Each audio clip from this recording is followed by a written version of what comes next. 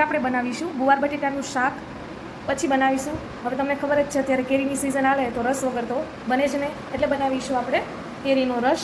અને આપણા ગુજરાતીઓની એક કહેવત તો છે જ કે જ્યાં ગુવાર બટેટાનું શાક અને દેશી રોટલા એકવાર ખાઈ લ્યો તો ભાઈ આપણું કાઠિયાવાડ સાચું કહેવાય. તો આજે આપણે દેશી સ્ટાઇલમાં બનાવીશું ગુવાર બટેટાનું શાક, રસ અને રોટલા. તો ચાલો સૌથી પહેલાં આપણે ગુવારને કાપી લઈએ.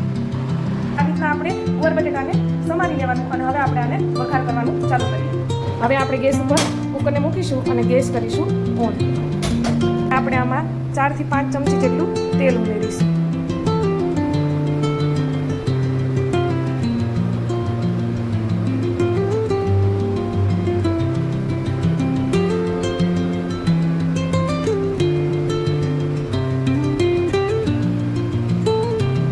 હવે જો તેલ આવી ગયું છે, થોડો થોડો ધુમાડો નીકળવા માંડ્યો છે. હવે સૌથી પહેલાં આપણે એમાં નાખીશું 1 ચમચી જેટલી રાઈ.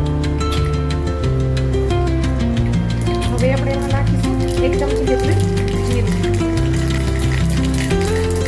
અડધી ચમચી જેટલું લીંબ પાવડર, અડધાથી અડધી ચમચી જેટલું હળદર. હવે ગેસની ફ્લેમને સ્લો કરી દઈશું અને હવે આપણે આ જે બટેટું છે, ગુવાર છે અને જે આપણે કટકા કરીને સમારી લીધું છે, હવે એ આપણે તેલમાં એડ કરીશું. આ રીતે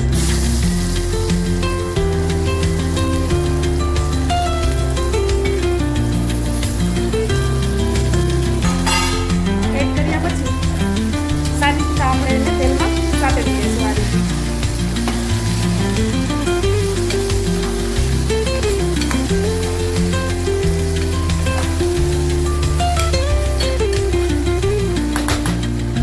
હવે જો ગુવાર બટેટાના આ રીતના આપણે તેલમાં થોડીક વાર સાતળી અને એ યાદ રાખવાનું કે થોડી વાર આપણે એને તેલમાં આવી રીતના રહેવા દેવાનું. આપણે શું ભૂલ કરી છે, ડાયરેક્ટ ચટણી નાખી દે અને મીઠું નાખી દે અને કુકરમાં પાણી નાખી અને આપણે બંધ કરી દઈએ. ના, એવું નથી કરવાનું. થોડીક વાર એમાં તેલમાં અને રહેવા દેવાનું. પછી આની અંદર આપણે મીઠું એડ કરીશું, થોડીક ખાંડના દાણા એડ કરીશું અને પછી ચટણી નાખી અને થોડુંક પાણી નાખી અને પછી આપણે આપણું કુકર બંધ કરીશું. તો જ તમને ગુવાર બટેટાનો શાકનો ટેસ્ટ સારો આવશે.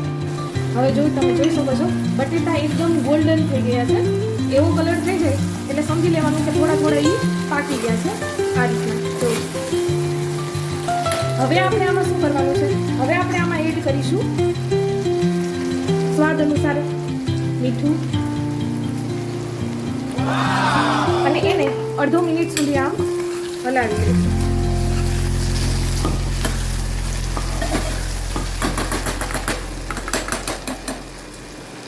હવે આપણે આમાં એડ કરીશું અડધી ચમચી જેટલી ખાંડ, જેનાથી તમારા શાકનો ટેસ્ટ છે એ બીજાના શાક કરતાં અલગ અને સરસ બની જશે. હવે જો આ બંનેને એમાં મિક્સ કરી અને આ રીતના સાતળી લેવાનું. હવે આપણે આમાં એડ કરીશું લસણવાળી ચટણી. હવે આપણે આમાં નાખીશું લસણવાળી ચટણી, જે મેં સ્ટોર કરીને જ રાખેલી છે. આમાં લસણ, જીરું, થોડુંક તેલ અને થોડુંક મીઠું નાખી અને મેં આ લસણ નાખીને બનાવેલી છે, એ આપણે આમાં એડ કરીશું. હવે તમે જેટલું તીખું ખાવાનું પસંદ કરતા હો એ રીતના તમારા ઘરમાં જેટલું સ્પાઇસી ખાતા હોય એ રીતના સ્વાદ પ્રમાણે તમારે એડ કરવાની. અમારે ઘરે સ્પાઇસી વધારે ખાય એટલે મેં એટલી લસણવાળી ચટણી આમાં એડ કરી. જો આ રીતના આપણે ચટણી નાખી અને શાકને આવી રીતના કરી લેવાનું. તમે જુઓ છો કલર પણ એટલો સરસ આવ્યો અને ખાવાનું મન થઈ જાય એવું ટેસ્ટી બને એવું લાગે છે. અને આ ચટણીની જો તમારે લિંક અથવા તો આ રેસીપી જોતી હોય તો મને કોમેન્ટ સેક્શનમાં જરૂરથી DM કરજો, એટલે આનો વિડીયો પણ હું અપલોડ કરી દઈશ. Amazing! હવે જો આ રીતના શાક થઈ ગયું છે, હવે આપણે એમાં જેટલું આપણે રસો રાખવું હોય એ રીતના પાણી એડ કરીશું. આ રીતના આપણે શાકમાં પાણીને એડ કરી અને સારી રીતે મિક્સ કરી લેવાનું.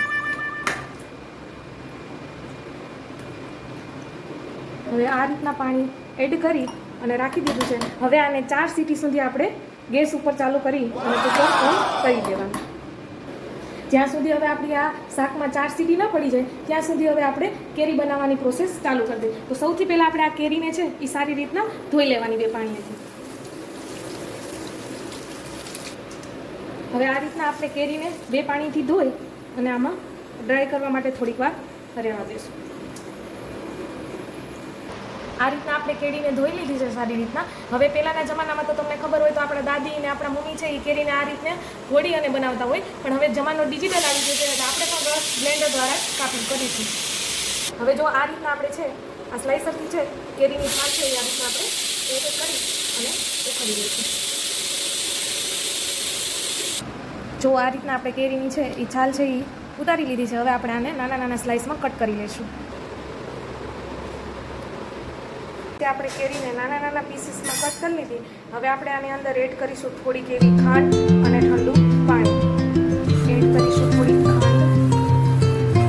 ઓલરેડી આ કેરી આખી પાકેલી છે અને મીઠી છે એટલે એટલી ખાંડની જરૂર પડશે ને, એટલે આપણે થોડીક જ અહીંયા ઉમેરી છે. હવે આપણે આમાં એડ કરીશું ઠંડુ પાણી. એટલું પાણી નાખવાનું જેનાથી બ્લેન્ડર છે એમાં વ્યવસ્થિત રીતે ચાલી જાય. આટલું પાણી એડ કરી અને હવે આપણે આને બ્લેન્ડરમાં ક્રશ કરી દઈશું. હવે આપણે બ્લેન્ડરની સ્વિચ કરીશું ઓન અને રસને આ રીતના આપણે ગ્રાઇન્ડ કરી દઈશું. તમે જોઈ શકો છો રસ એકદમ પાતળો થઈ ગયો છે અને એક પણ હવે આમાં કેરીના પીસીસ રહ્યા નથી. એનો મતલબ હવે આ રસ તૈયાર છે. હવે થોડી વાર આને જમવાનું ન થાય ત્યાં સુધી થોડી વાર ફ્રીઝરમાં મૂકી દઈએ, જેનાથી આ રસ છે એકદમ ઠંડો થઈ જાય. જો આપણે રસ ફ્રીઝરમાં મૂકી દીધો છે. હવે જોઈ લઈએ કે આપણું શાક બનીને કેવું થયું. જોઈ શકો છો કે આપણું શાક છે એ પાકી ગયું છે. હવે જ્યાં સુધી આપણું શાક પાકી ગયું છે હવે આપણે રોટલા બનાવીએ. હવે જો શાક થઈ ગયું છે, રસ થઈ ગયો છે, હવે બાકી છે રોટલા. તો હવે આપણે અહીંયા રોટલા બનાવી લઈએ. હવે ગુજરાતી થાળીની આપણી કહેવત છે કે જે છોકરીને લાપસી અને રોટલા ના આવડે એને રસોઈ બનાવતા ના આવડે. તો હવે એ જ રોટલા બનાવીએ. હવે જો આપણો રોટલો છે એકદમ ગોળ અને વ્યવસ્થિત તૈયાર થઈ ગયો છે. હવે એને આપણે હવે જો આપણે રોટલો આમાં નાખી છે ને તાવડીમાં. હવે કેટલીક છોકરીઓને ખબર નથી હોતી કે રોટલો છે એ મારો રોટલો ફાટી કેમ જાય. એનું કારણ છે કે તમે તેલ ઉપર છે એ બહુ પકવવાનું નહીં. મીડિયમ પાકી જાય એટલે તમે રોટલો છે એ પલટી નાખજો, જેનાથી તમારો રોટલો ફૂલશે અને સરસ થશે. હવે જો આપણે આ રીતના છે એ પણ આમ કરી દીધું. હવે જોઈ શકો છો કે રોટલો સરસ બધી બાજુથી પાકી ગયો. હવે જો આપણે જોઈ લઈએ કે પાછળની સાઈડનો પણ પાકી ગયું તો આપણે ચાલુ જો એ પણ સારી રીતે ચારે કોરથી પાકી ગયું છે. હવે જો રોટલો ચારે બાજુથી હું તવી લગાડું છું અને રોટલો ચારે કોરથી સરસ ફૂલી ગયો છે. એકદમ ફૂલેલો રોટલો ગોળ અને દેશી સ્ટાઇલમાં તૈયાર છે. ચાલો હવે આપણું શાક અહીંયા તૈયાર છે. તો એમાં આપણે મેં કીધું એમ થોડી ધાણા ભાજી આપણે એડ કરી દઈએ.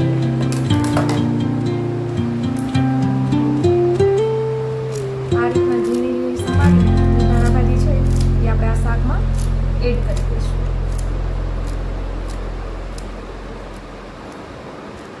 હવે તમે જોઈ જ શકો છો કે ગુવાર બટેટાનું શાક, રોટલા અને રસ, શાક જોઈને જ આપણે મોઢામાં પાણી આવી જાય એ રીતના સરસ બનેલું છે. એકવાર તમે તમારી ઘરે જરૂરથી ટ્રાય કરજો.